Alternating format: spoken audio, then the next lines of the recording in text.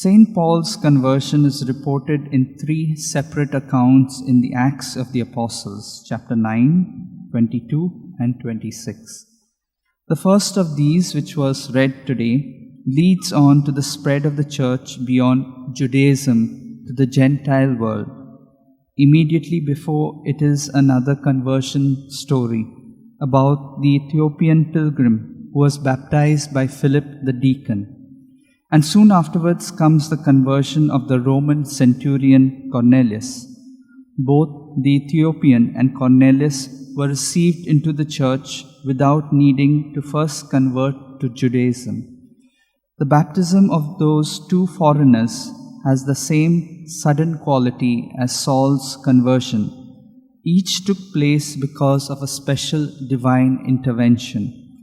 Saul has been vigorously opposing the church in Jerusalem, and now he proposed to do the same in Damascus.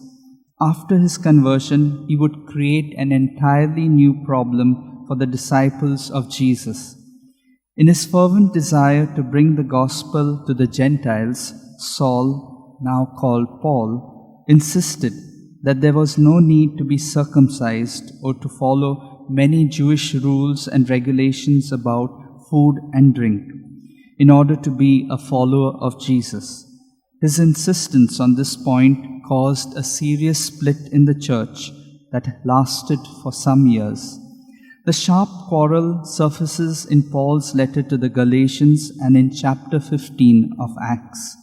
For years, he was branded as a traitor by his former Jewish colleagues and was isolated even in the Christian community.